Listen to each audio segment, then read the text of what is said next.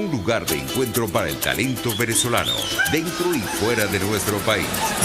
Continuamos por todos los medios con Mingo. Otro nivel.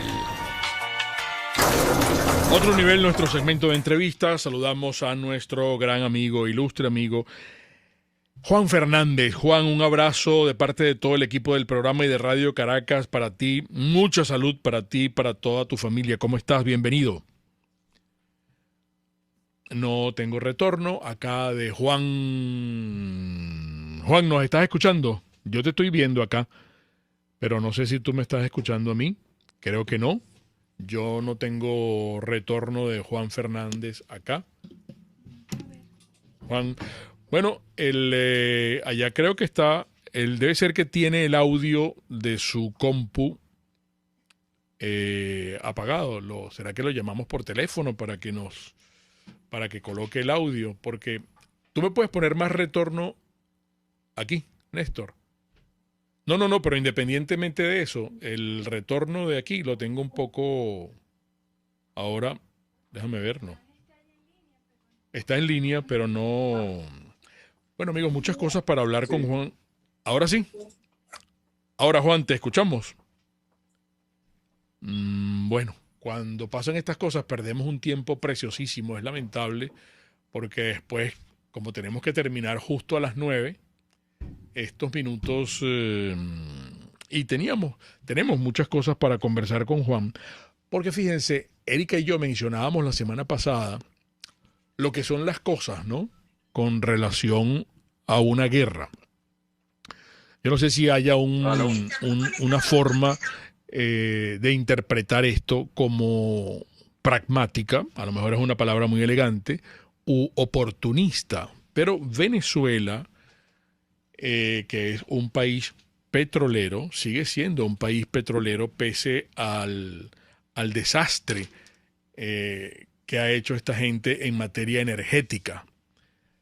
Desde Chávez, por supuesto, han destruido completamente la industria petrolera, se valieron de ella para lograr la autocracia que tienen, pero completamente quebraron la industria petrolera. Hoy, los precios del petróleo, por una cuestión circunstancial de la guerra, están en alza. Creo que ayer cerraban 106. Entonces la gente, algunos analistas en materia económica, han comenzado a especular, apartando los aspectos políticos. Si vamos a este pragmatismo, caramba, sería una oportunidad de lujo para que, no sé, el régimen de Maduro reflotara la industria petrolera y que Venezuela volviera a ser esa tacita de plata reluciente como el país más próspero de la región, por los ingresos que obtendríamos. Yo no sé si eso es de la noche a la mañana. Yo no sé si Maduro y Tarek El Aissami van a tener una reunión con los rusos y los rusos van a venir aquí y tienen la capacidad con los iraníes, etcétera, de reflotar la industria petrolera. Ya. Hola, Juan, ¿cómo estás? Bienvenido.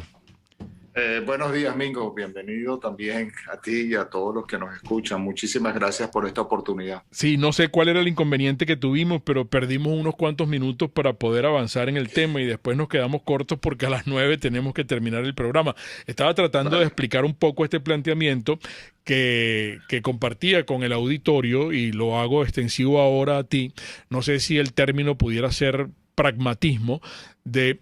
Y no sé si en otras guerras se ha usado así, que países con trigo, o que países con materia energética, con gas, con petróleo, como es el caso nuestro, bueno, pueden aprovecharse de esa coyuntura, de esa circunstancia, y entonces poner a valer de nuevo la industria petrolera. Yo no sé si eso le ha pasado por la mente a Maduro o Tarek El Aissami, que pueden aprovechar esta oportunidad de lujo que tendrían para ayer el precio del petróleo 106, no sé cuánto, también en materia de gas y otros minerales que hay aquí, y aprovechar esto, montarse en ese trampolín que la historia les coloca al régimen de Maduro. Claro, lo ideal es que saliéramos de Maduro para poder lograr eso, pero Maduro es el que está en Miraflores, Juan. Sí, bueno, fíjate, la verdad que Venezuela históricamente siempre ha sido, hasta la llegada de la supuesta revolución, un país suplidor de petróleo, confiable y seguro. Y hay un hecho que ocurrió en el siglo pasado cuando el embargo petrolero árabe a los Estados Unidos y Venezuela continuó suministrando petróleo a ese país. Y de esa manera, pues obviamente también se aprovecharon oportunidades de mercado. Lo que hoy sucede, lamentablemente para Venezuela, es que Maduro le ha dado el abrazo del oso a Putin. Esas condiciones para poder recuperar la economía, tener un país que, como bien tú dices, pudiera aprovechar estas oportunidades para mostrarse como una fuente, ya digo nuevamente, segura y confiable de energía, no lo es. Y no lo va a ser precisamente porque aquí hay un sesgo político de desestabilizar la región. Maduro está acompañando a Putin en esta invasión a un territorio soberano, como es el de Ucrania. Yo me pregunto dónde queda toda la retórica de la izquierda, esta que supuestamente acompaña a la revolución en cuanto a la independencia, a la soberanía de los países, y por supuesto los inversionistas, quienes son necesarios para que esto ocurra, no están volteando hacia Venezuela. Esto, sin embargo, trae y llama a que los países que son democráticos, a los países que saben que Venezuela puede y debe de ser dentro del concierto mundial una fuente importante de energía, bueno, de que hay que presionar no solamente para salir de la invasión rusa de Ucrania y de Putin, sino también hay que salir de la invasión que tenemos en Venezuela, de esta supuesta revolución de Maduro, lo mismo que está pasando en Nicaragua, lo mismo que está pasando en Cuba, y que aquí hay una geopolítica que debe de estar en ese tablero que hoy estamos observando por esta situación tan catastrófica que hay en Europa, en donde Venezuela tiene que estar allí también. Claro, fíjate que, por ejemplo, son muchas las noticias que podemos compartir contigo en materia energética, pero hablando de sanciones específicamente, estábamos viendo que en la Asamblea de Emergencia de la ONU, el régimen de Maduro, mandó a que se rechazaran las sanciones contra Rusia, pues, ¿no? Claro, porque en el fondo, tú sabes, aquí hay un juego de varias posiciones, ¿no? Eh, Maduro ha venido utilizando a Moscú. Recordemos que había una filial de PDVSA en Lisboa que fue movida hacia Moscú, y esto simplemente era por efecto de todas estas corruptelas y todos estos negocios, ¿no?, oscuros, poco transparentes que hace la dictadura. Y al moverse a Moscú y tener allí un centro, entre comillas, ¿no?, financiero para operaciones de negocios, bueno, por las sanciones esto todo queda trastocado, ¿no? El hecho de que los bancos rusos no puedan utilizar el sistema SWIFT para las transacciones financieras es evidentemente ya una razón suficiente, ¿no?, para la alarma. Y aquellos que se robaron los reales del patrimonio de nuestro país, que lo depositaron en los bancos rusos, deben estar de cabeza.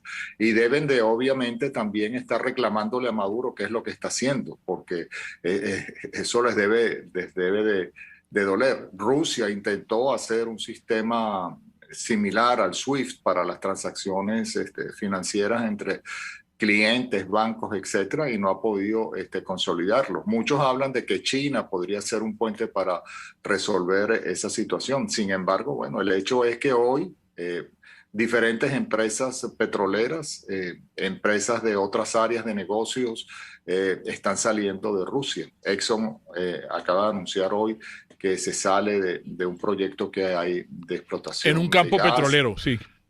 Entonces, bueno, Venezuela hoy, con la merma que tiene en su producción, con una industria petrolera en el piso, pues obviamente no puede, ni tiene, ni cómo, mientras Maduro siga en Miraflores instalado, poder estar en el concierto de los países que representen dentro del mercado petrolero y energético mundial una oportunidad, una opción que sería en este momento de un valor estratégico muy significativo.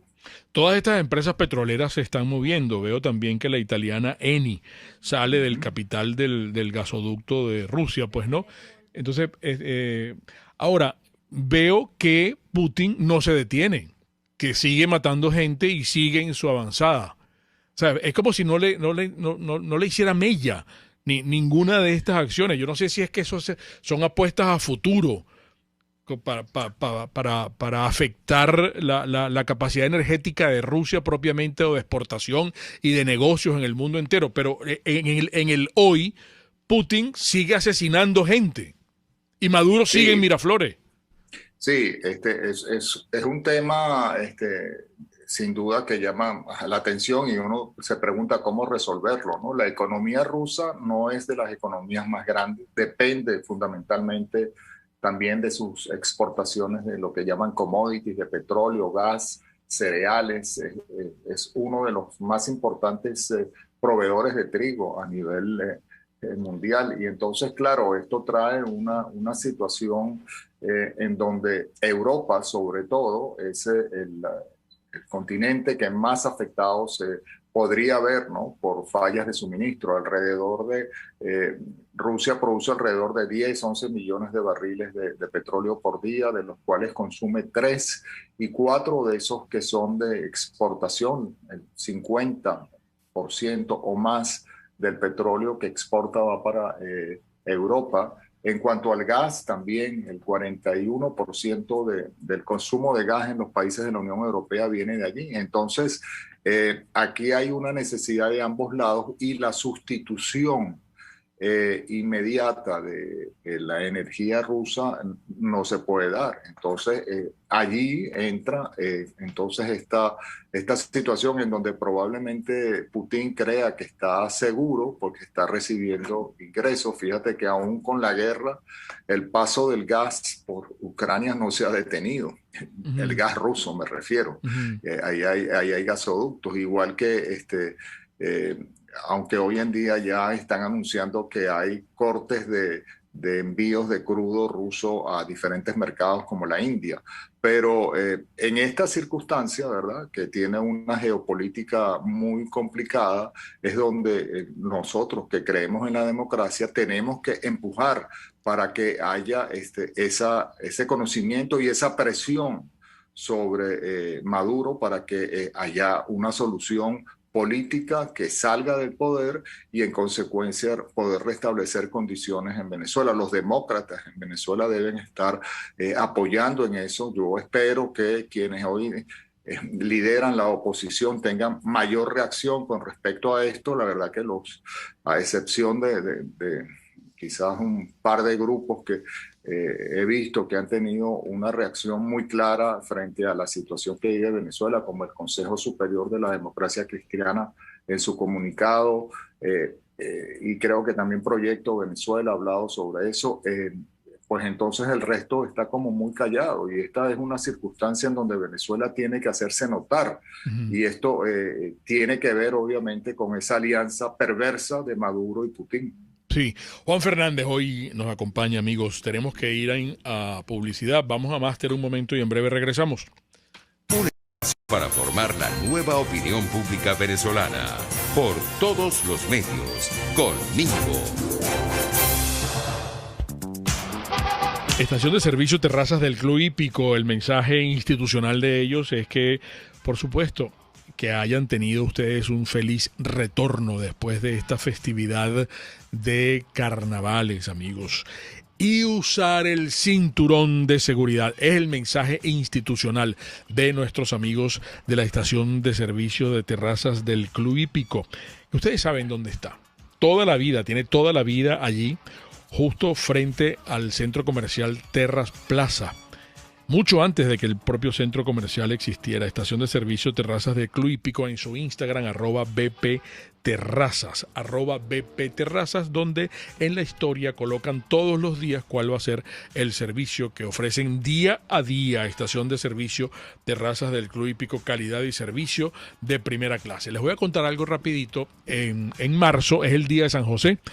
En marzo es el 19 de marzo, es el día de San José. En la pastelería del Corso, solamente por ese día, hacemos el zeppole frito.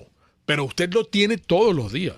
Usted tiene la zeppole, que es, amigos, la zeppole con crema y cereza. Usted puede ir a desayunar. Claro, les estoy adelantando, porque ese día, el día de San José, que es el 19 de marzo, es una gran festividad, y la pastelería del Corso, que es la pastelería italiana por tradición y excelencia, bueno, son los encargos y la cantidad de gente que disfruta del zeppole frito solamente por ese día. Pero usted lo quiere disfrutar hoy, zeppole de San Giuseppe en la pastelería del Corso. Y si hay alguien que cumpla años en estas primeras fechas de marzo, esa torta tiene que ser de la pastelería del Corso. 945-8497 del Corso, la pastelería italiana por tradición y excelencia. Distasi Motors los está esperando ya, ¿sí? Desde ahorita. Los está esperando con sus puertas abiertas en Los Palos Grandes, para que usted pueda evaluar en el lugar cuál es el carro que desea estrenar. Y usted se pone de acuerdo con ellos, porque la única manera de estrenar carro usado es con Distasi Motors, porque son unos carros impecables, porque son unos carros que están como nuevos para estrenar. Distasi Motors, el concesionario y taller Honda de Venezuela en Los Palos Grandes. Puedes seguirnos en nuestras redes sociales.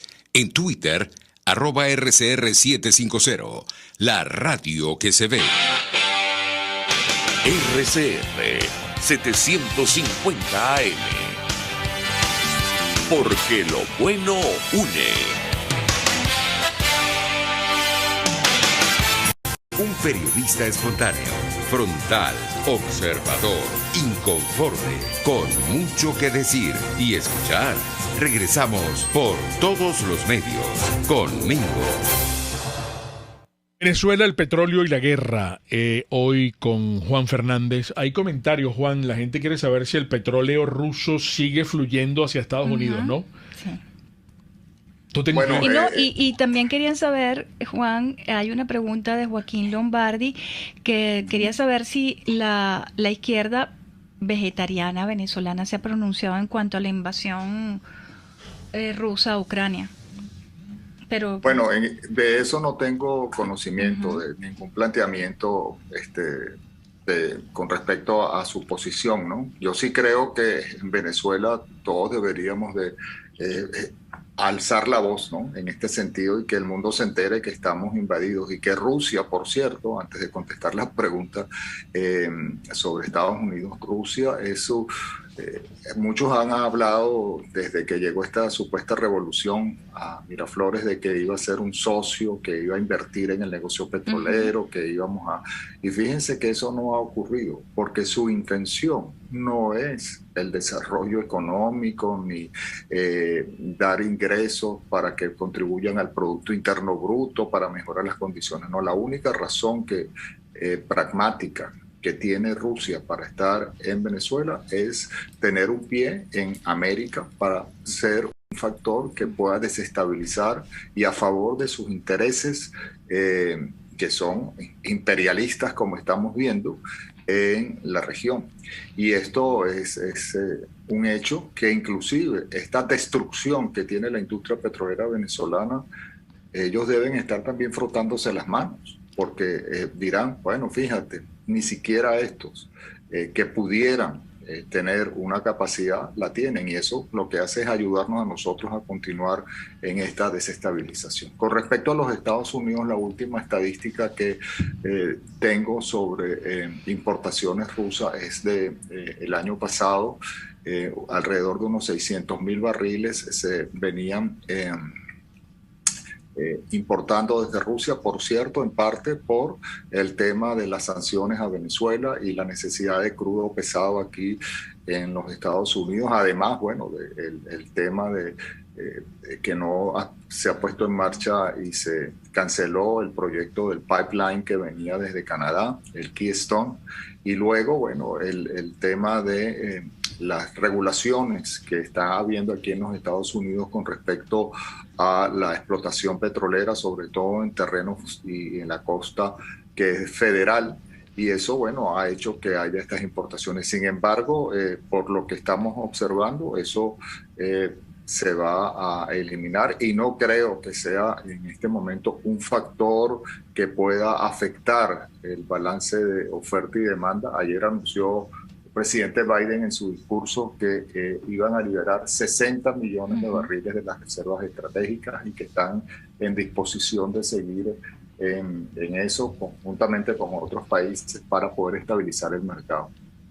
Te pregunta Robert Pacheco, en el rebote de las sanciones, ¿quién terminará perjudicándose más, Rusia o la economía mundial? No, yo creo que el que más perjudicado va a ser es probablemente Rusia, ¿no? La economía mundial, y recordemos que ahí va a haber influencia, hasta los propios chinos, ¿no? que se veían como unos aliados preferentes, ¿no? de Rusia. Si esto lleva a una crisis económica, de una nueva recesión como la que acabamos de pasar con la pandemia, China es uno de los países que más afectados se va a tener. Recordemos que es un exportador de bienes y que ahí compra todo el mundo. Sus clientes importantes, Estados Unidos y Europa, se van a resentir. Eso no le interesaría a China ni al mundo. Y el resto de los países que están pagando las consecuencias de un barril petrolero ya a $110 el Brent para el día de hoy, pues también están en una situación muy compleja y por lo tanto yo creo que ahí la presión hacia la solución se va a ir incrementando, pues a nadie le interesa. Así que yo creo que esto es una carrera no sé si una carrera, una guerra, mejor dicho, de resistencia. Y el que tenga mayor aguante es el que va a poder poner sus ideas en la mesa y espero que sea la democracia. Pero en esta guerra de resistencia y volviendo al pragmatismo del que hablábamos al inicio de esta conversación, tú como experto en materia petrolera, ¿nos puedes contar cuál es la viabilidad real que existe de que aumente la producción petrolera en Venezuela, incluso no aumentándola? Vamos a suponer, números redondos, que estemos en 300.000 barriles diarios de producción. A 110, como tú dices, se está ganando más dinero para Venezuela. Entonces, Maduro está ganando más plata. Maduro está siendo beneficiado con esta situación de la guerra. Él pudiera decirle a los rusos que lo ayudaran a reflotar la industria petrolera, ¿o eso no es viable, Juan? Bueno, en este momento hay unas condiciones que afectan a eso, ¿no? Conceptualmente lo que tú señalas es correcto, ¿no? O sea, es una oportunidad, y aquí hay un país que tiene unos recursos. Sin embargo, el tema de las sanciones financieras a las cuales está sometida en este momento Rusia, ¿no? De limitaciones de movilidad de recursos, el estrangulamiento, digamos, que también está sufriendo por la salida de socios importantes, Rosneft, que es la petrolera más importante de Rusia, y su desplome en la bolsa. El caso de Gazprom, que es la que lleva los negocios del gas, y ayer anunció que iba a quiebra el operador del gasoducto Nord Stream número 2, hacen difícil que haya recursos rusos para poder invertir aquí. Lo que dice la lógica y el racional es que ellos meterán sus reales más en sus reservas para desarrollarlas, las que puedan, que venir hacia Venezuela. Y entonces, en ese concierto de oportunidades que hay, el mundo occidental, en las condiciones que tiene Venezuela hoy en día, y además con países que están alrededor, que están surgiendo como provincias petroleras, como es el caso de Guyana, Surinam, Brasil, que está creciendo. Venezuela, con la condición política que tiene, no es atractiva. Por lo tanto, si nosotros como país, como venezolanos, queremos aprovechar esta oportunidad para poder salir de la crisis económica, tenemos que cambiar el modelo político y económico que hay en el país. Si no, esto será nuevamente una oportunidad perdida en donde sí, como señalas, Mingo, Maduro recibirá unos reales adicionales que irán a las bolsas de la corrupción, pero no al beneficio del país. Sí. Claro, pero con una industria petrolera no que está... Oye. Juan, ¿me escuchas? Ahora sí. Sí.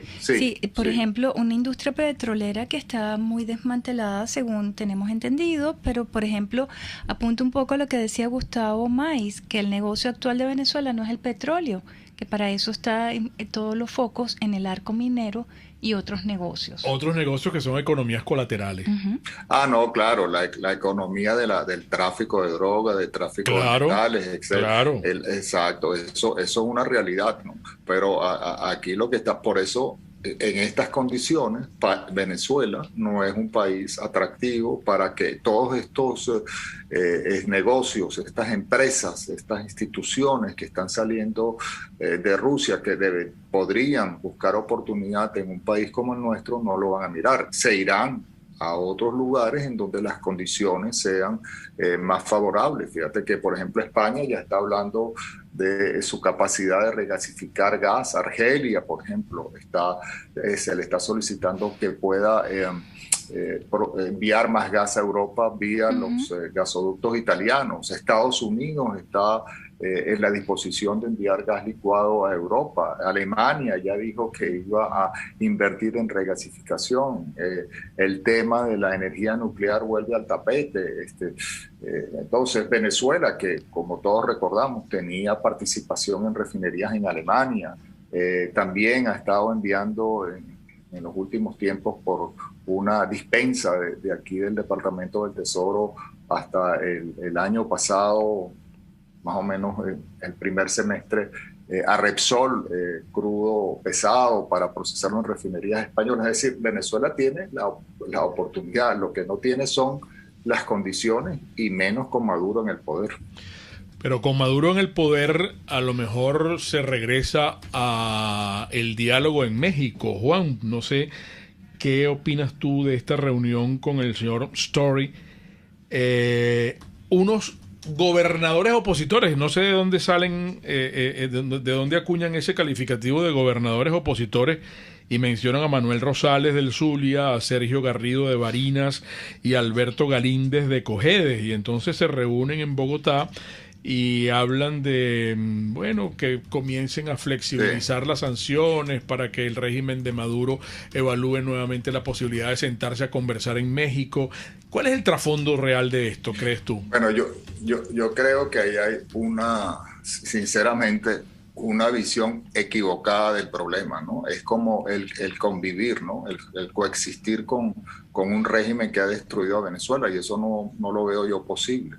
Si estos gobernadores hubieran ido a hablar con Story, a decirle, primero, nosotros rechazamos la presencia de Rusia como un miembro de apoyo a la dictadura. Nosotros no creemos en eso. En segundo lugar, mire, Venezuela sí es un país que tiene capacidad para el suministro.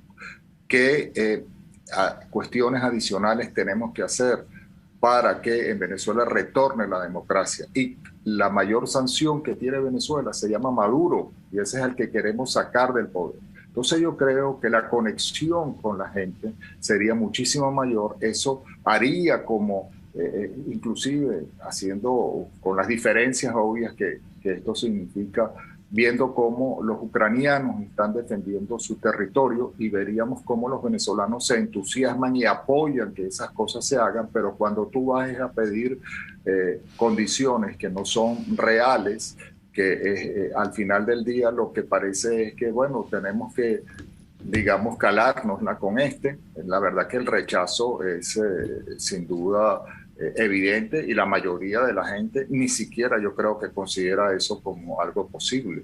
Así que yo creo que nuevamente en la oposición de nuestro país hace falta de verdad definir una estrategia coherente, integral, y que logre lo que estamos hablando, que es salir de esta dictadura para que entonces renazcan estas condiciones del país que nos merecemos y que podemos construir entre todos. Sí, la gente se preguntaba desde bien temprano cuando comentábamos esto, no se sabe cuál puede ser la respuesta, la reacción del gobierno, de la administración de Biden con respecto, porque esta gente le plantearon a Story la necesidad de reabrir las inversiones de las transacciones en hidrocarburos, en construcción, en agricultura, en ganadería, etcétera. Es una locura, ¿vale? Sí. Sí, yo creo que sin conocer en detalle lo que pueda hacer Biden, dada la condición que tiene con Rusia y esta abierta comunicación de soporte de Maduro hacia el desastre que este individuo Putin está haciendo en Ucrania, lo que puede ocurrir es que vengan más sanciones para Maduro. Y eso es lo que yo creo que debería de ocurrir para que entonces eso provoque, inclusive entre los que tiene alrededor, que se despierten de que con Maduro no van a llegar a ningún lado. Sí. Juan, se nos agotó el tiempo, lamentablemente se quedan algunas cosas para conversar contigo aquí en la mesa de trabajo, pero será en breve, en la próxima parte. Juan, en la próxima parte, ¿qué? En la próxima. Yo quería seguir, pero no se puede. Aquí me están haciendo señas de que se acabó. Un gran abrazo, Juan, como siempre, pero te consultaremos en breve nuevamente. Juan Muchas Fernández. Gracias. Amigos, las interpretaciones finales, como siempre, de ustedes.